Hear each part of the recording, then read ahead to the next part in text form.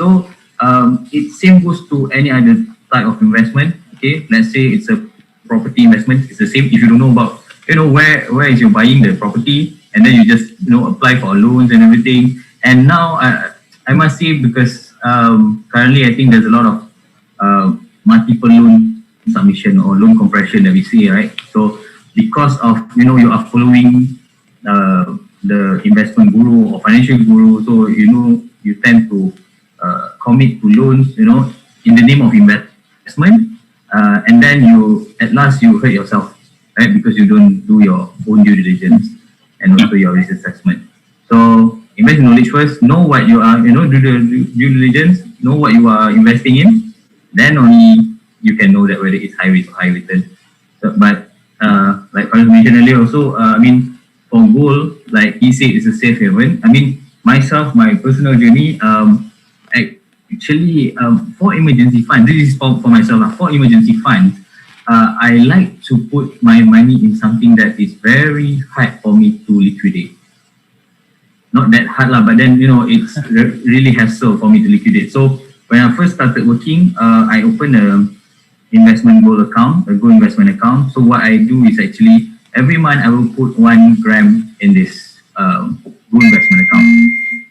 And to my surprise, even after 9 years I've been working, I have never withdrawn from the account, and I never jual this emas.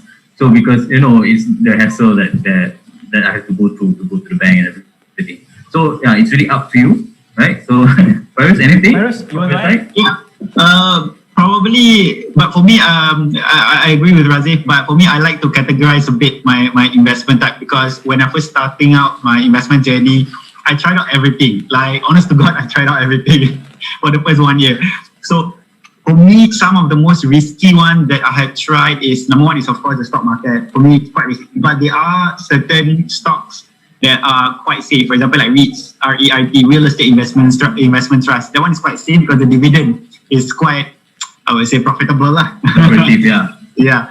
And then secondly is that I feel that's quite aggressive or quite risky in digital currency, cryptocurrency, especially Bitcoin, Ethereum. So I dabble a bit in Bitcoin. I actually spend a bit on Bitcoin. Before this, it was on a downfall for quite some time, and suddenly I think the last month it went up really, really high. So that's another quite risky investment.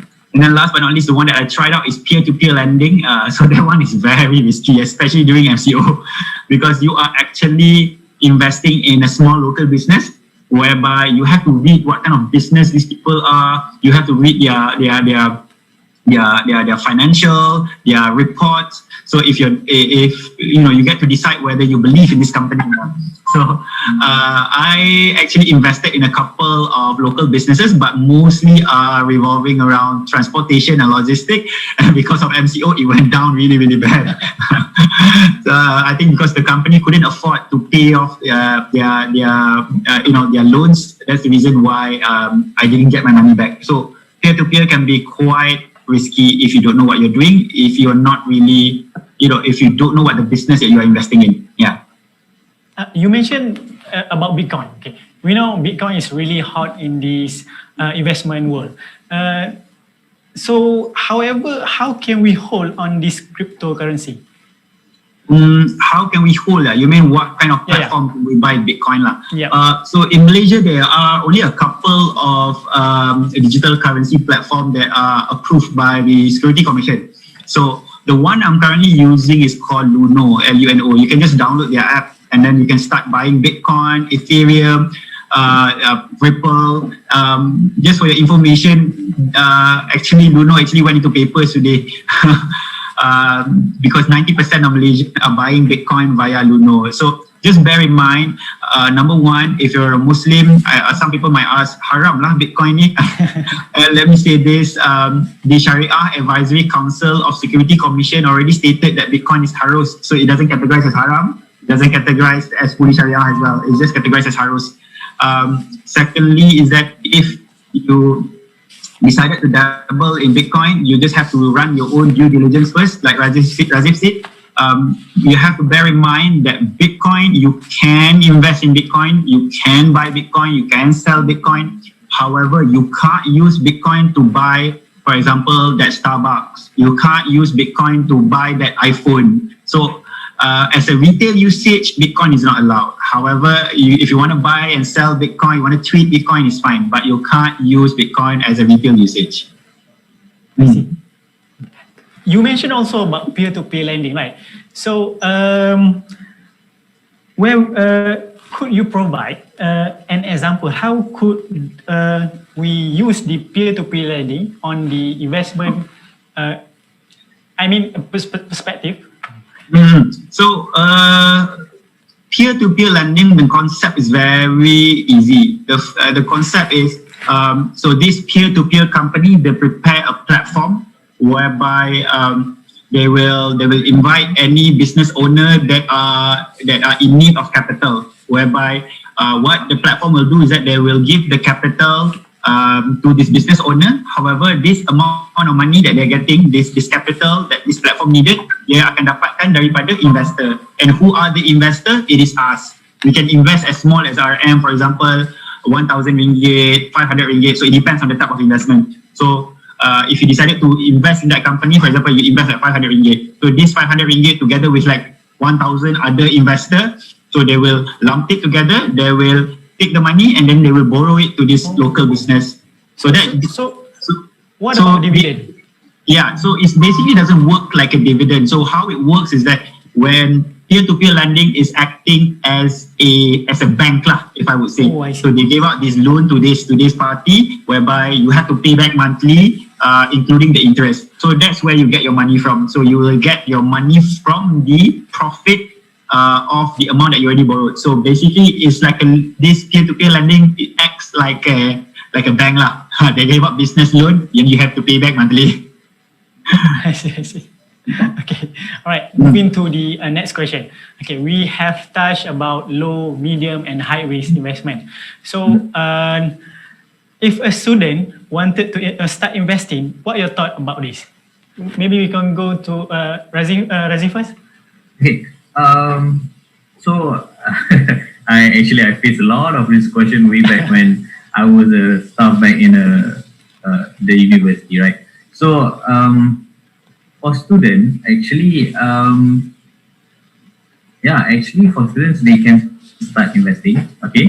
And if you know the father of value investing, Mr. Warren Buffett, right?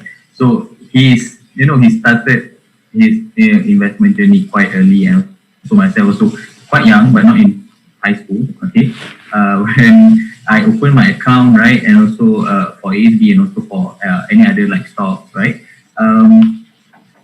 When you want to start, actually, you have to see whether it's the ROI or is it worth it or not, like in a way. So for instance, right. I just have to clarify this. So for instance, if let's say you want to invest and then there's a service charge there, and then because of your capital is not that much, okay, end up your profit is actually you're paying for the service charges. Yeah. So actually there's no right or wrong in how much you have the money that you need to have, before you start investing. But that is why I mentioned earlier, we can go to the most, entry level one, and also the very low risk and the minimal entry barrier. So for instance, like I said, ASB and also the unit trust fund, right? So that's my thoughts on it lah for students. All right, Fairuz? Yeah. So it's a very interesting topic. I've been given this question many times in my TikTok, like where should I invest? So let me say this. Throughout my TikToks, I always give the same advice that the advice is pretty simple. Anyone that are interested to invest, especially for the student, they could try out this digital investment platform, which are most of them are robo-advisors, there's a couple in Malaysia. However, like Razif said, the only thing about the thing that I like about this digital investment platform, the reason why I always push it out via my TikTok is because it's very, very convenient for the youth, right? So they can just install it, they can just use it, and they can invest at any time. Basically, everything is on their fingertips. However, saying that, Razif is right. The youth also have to bear in mind because they are starting out with low capital. So these fees is something that they need to really take a look. Okay, because you don't want the fees to be affected, to be affecting your profit. Your portfolio. Yeah, Yes, anyway. correct. Yeah. Yeah, because you have very low capital, so you don't want it to be affecting. For example, if you are investing only 100 ringgit and then you're investing contohnya dekat stock market whereby the transaction fee itself is already 20 ringgit, I think better not lah. Okay, that's just one example. It doesn't mean that you have to pay 20 ringgit. Okay, so maybe you could take a look at something that have very low barrier of entry. For example, like Razif said just now, unit trusts have a very low barrier, then Tabung Haji, ASB, and then you can actually find out some savings account that actually have very high interest rates. And then if you're really interested as well, you have a bit of money, then you can definitely try out robo-advisors. One of the robo-advisors that I think that's very beneficial for the youth is actually RISE. So RISE is definitely a good one. Yeah, I do agree. Yeah. It's a spread change investment. So basically, whatever you spend using your Maybank debit card, they will deduct, they will round it up and take up the roundup, and they will invest that roundup for you. So that's a very useful one for the youth. All right? Yeah. So first, I just want to add to that. I mean, for investment, right? Like you ask for students also, whether it's worth it or not for you to start invest. I mean, I know there's a lot of robo advisors out there. I mean, like for also mention we have RISE. I mean, RISE because it's investing in ASMB products. So for me, I mean, Malaysia is your market and you are local, so you know your environment, you know what is going on in Malaysia. So like myself, I like to just keep for starters, right? For a newbie, right? Just want to keep for in Malaysia first. So for instance, for other robo advisors, I mean, they are investing in the international market, right? So that's why I said like earlier, if it's by chance, then you can earn, right? So it's more like gambling because you don't know the market over there, right? Because our time is also different by 24 hours. So that is my opinion. And also for me, when you start learning, and so about the investment, any medium, I mean, a lot of investment vehicle that you can start in. There is one thing like myself, like I like to do is actually I want to take control. So like myself, I can do my own research and also my own diligence. So for my portfolio, my funds, I wanted to take control of it. So that's why for myself, I do opt for robo advisors. Okay, but then I diversify my portfolio. So majority of my portfolios, I just manage by myself. So that, so I can, it's all the decision that I will be making is because of my hard money, right? So if I were to bear losses or to gain profit, I will know that this is because of my decision. So it's not because of others. Okay? I like what you're saying is that you don't want to invest based on other people's signal, because kadang-kadang banyak people join this signal group. Lepas tu you masuk, you dengar that signal, you invest, and then you lost. And you blame the people that pass the signal. So you don't want to do that. Remember, like Razif said, run your own due diligence. And then remember, it's your own hard-earned money. If you press the buy button based on other people's signal, you don't blame the people that give you the signal. Okay. Alright, I want to ask you a very famous question, okay? Yang banyak ada orang tanya pasal question ni. Alright? Before we start investing, how much money should we have first before we start investing? How much money? How much money? Okay. I got my own 2 cents on this. So when I first starting my personal finances journey, my investment journey in Maybank, I just started working like 4 years ago, barely 4 years ago. It's like 3 years and 7 months. And when I first started, my salary is not that high, but I was very eager to learn how to invest. But because of salary is not that high, you can't really find a platform to invest, and then it's very difficult kalau nak masukkan sikit-sikit, like very small little amount, right? So what I do at that point of time, it's not the matter of how much money I have at that point of time before I start investing. While I was collecting the amount of money, I was actually researching on where could I invest. So that's one. Number 2 is that because I don't have a lot of money at that point of time, I waited for a bit of time because I started investing in the stock market. So I waited for 3 to 6 months. Usually it's 3 months lah. I waited 3 months until I have that big amount that I can really be comfortable to invest, and then baru I invest. So I waited for a certain amount of time to have that amount. I don't want to invest like bulan ni RM50, then bulan depan RM50 dekat stock market. So it doesn't. For me, you bukan apa. If you invest $50, the problem is you are paying more on the transaction fee. So you don't want to pay more. So how about just kumpul, for a couple of months, input inside your savings account, and then once it's already grown big, only then you will transact. So that's just my personal 2 cents, yeah. Okay, thank you. Okay, last question before we end. Does it matter for a person to have their own investing journey? Maybe either of you, Razif? Okay. Does it matter? Okay, so the question,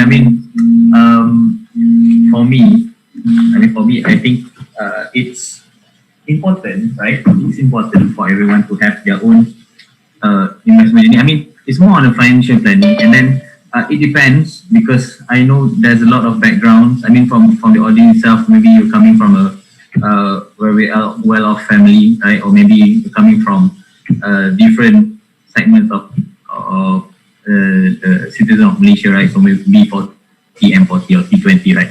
So for myself, even though you are in the T20, right, if you don't manage your financial responsibly, okay, it does matter, right?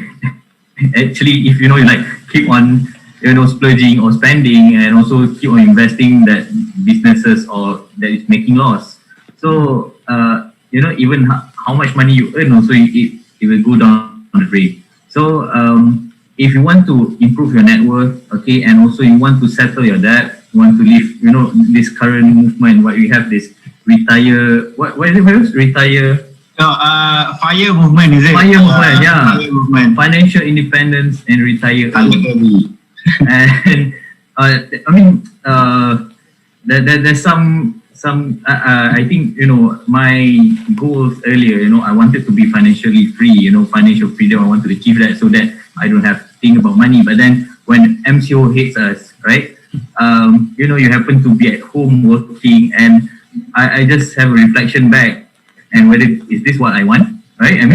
Do you want to stop working and then you just enjoy your money, your investment money? No. But then we really wanted to, improve your net worth. So that's the thing, and you want to, create the emotion free, without emotion. So that's why when investment, whether it's high risk, low risk, you have to keep your emotion stable, okay, so that you don't make any bad financial decision. Yeah. So same goes to the investment. Okay, Fairuz? Yeah. Does it matter? Yeah. For me, number one, the earlier you start, the better, because you can take advantage of that compounding effect, compounding interest. So that's one. The earlier you start, the better. However, when you start, don't just start, as simply just to start. You have to do your own due diligence, do your own research, do a bit more reading. So that's second. Then thirdly, I wanted to reiterate what Razif said just now, which is very, very good. I think when you first started your own, when you first getting your own income, you wanted to invest, you wanted to have, your own money management style, which is a very, very noble thing to do. However, you need to bear in mind, in life, there is more things to do than just, getting money, than just spending money. You need to have a purpose in life. So what I'm about to say is that it's very simple. So you need to know that whatever things that you are investing in needs to have a purpose. So you need to find that purpose in life, so that investment is just a pillar to support your purpose. Yeah. So that's it. So what's your purpose in life? So what's your life purpose? Most people, I would say, do not have that life purpose. Most people do not know what they wanted in life. They're just living life as it is.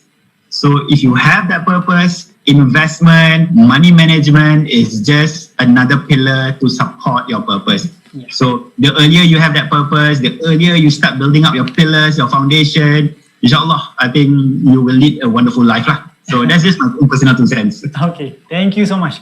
And so that was our last question for this talk show. Thank you, Razif. Thank you, Fairuz, for your sharing. Okay, I bet now our audience here already have a clear path on how they should venture in their investment journey. Remember to always do your research before investing in any platform. All right. So before we ending this session, now this is time for everyone has been waiting for. I mentioned that we will be giving out one dash cam and one PA worth for 1 year to one lucky participant. To answer, all of you have to do is just type down your answer in the Q&A chat box here on Zoom. Remember, don't select any answer anonymously. So the winner are ones who are the fastest commenter. So let's start. Fairuz, would you mind asking the question? Sorry, so before we start, to just a little bit more advertisement, I'm adding more suspense. Okay, so this is my last message to all the youth, right? I mean, I know you will agree to this, okay, because you started working and then you started your investment journey, okay. I'm going to pass to all of you. Okay, this is what my father used to say to me. Okay, before you start investing, and also before you start your financial journey, right? So, the message will be defer gratification for your future satisfaction, right? So, maybe we can start now for the Thank you, Razif. answer. Yeah, that's a great one. Okay, so the question is very simple. So I hope somebody can comment as fast as possible. Get ready from behind the keyboard. You get to win dashcam and also personal accidents insurance for 1 year. So the question is, what are the types of low risk investments that are available in Malaysia? So I repeat again, what are the types of low risk investments that are available in Malaysia? All right. Okay. Hurry up, guys. So, do we have the winner already? In the meantime, we wait for the winner. I just want to inform you guys that we are having campus challenge right now. So you have a chance to win a brand new PS5. We have gaming chair, we have smartphone, smartwatch, and also cash voucher. So banyak lagi lah. So join guys. Let's join this challenge. All right. So we're waiting for the winner. Is that like a lot of people commented, so you can't trace where's the winner? We're just waiting.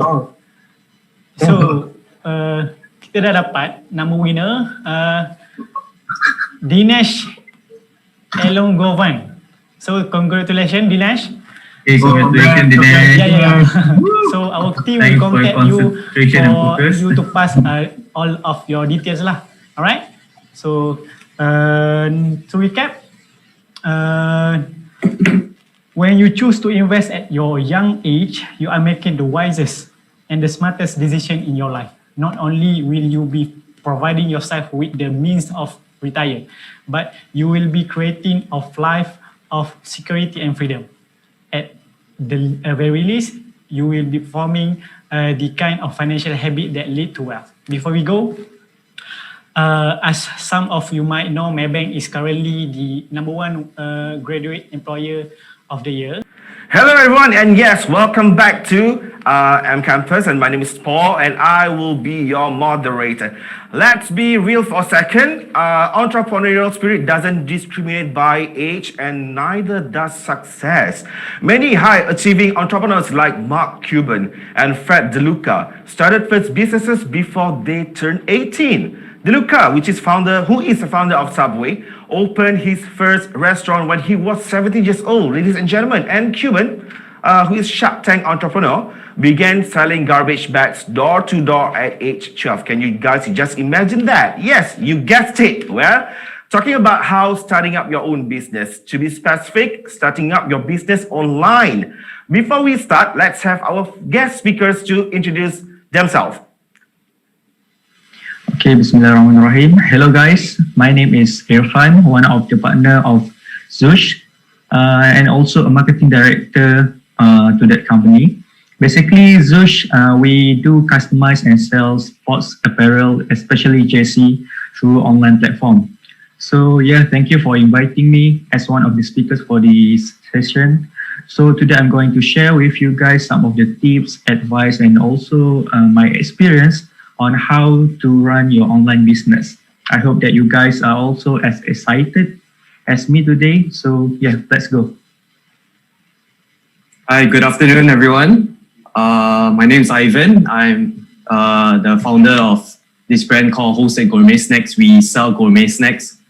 So we actually started off with the salted egg, fish skin salted egg potato chips, and we have transitioned now to different branches of the business. We started our business online also. A fun fact, I was actually from Maybank, and I started the online business when I was in the bank, and I left the bank to run this business full time. Yeah, so that's a bit about me. Thanks for having me. All right, thank you very much, guys. Now that we are familiar with our speakers, we have a special prize to give away for this session. Zush Sport will be giving out free jerseys to some of you, and we will also be giving out snacks by Hosek. Exciting stuff, right? So, want to win these jerseys? Stay tuned till the end of the talk show. All right, moving on. Starting a business is easier than ever in today's world where the internet dominates aspects of production, entertainment, and social activity. Sure, there are good and bad things that come with starting an online business, but yet more and more people are finding themselves attracted to the idea of being in charge of their life. This is indeed why we wanted to bring a simple yet important rundown on how to run our own online business. Before that, let's have a quick run through this video. Me episode 20. So today I received an order, a box of fruit crunchies. This girl, dia belikan one box of fruits ni untuk kawan dia, her best friend. And she request me, boleh tak nak tambah customize note? Of course I said can. So this one I tuliskan, hi Mia, I know that you are having a bad time due to ODL and family problem. I just want to let you know that I will be always by your side. Hope these crunchies can cheer you up from Mimi. So this is it, dah siap. I tutup this box and tambah black ribbon and my new logo, so scrunchies, and it's done. Have a nice day. So, Irfan and Ivan, from the video, right, the youth are really getting their game and taking on their own businesses. What are your thoughts about this? Sorry, can you repeat the question again? Yeah, basically, the youth is put their name, put the game. Sorry, let me rewind it back for you. The questions, Ivan and Irfan. So the youth are really getting the game and talking on their own business. So what are your thoughts about this? Okay, I actually love to see people at young age who always find something to do, where they are eager to explore something new. Like the video itself, diorang jual getah rambut, is it? Like hairband. So it is nice. You can see even by selling just a hairband, they are really all out on the packaging, on their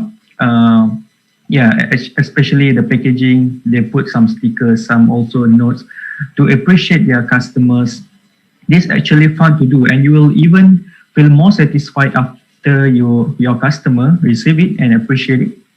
So all these kind of things are actually can be an advantage if you try and start at your young age. So I love to see young people doing business like this. All right.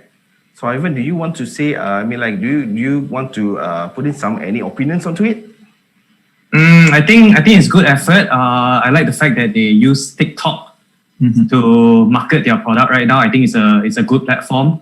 I'm also trying to figure out that game on how to market my products on TikTok because and it's free resources.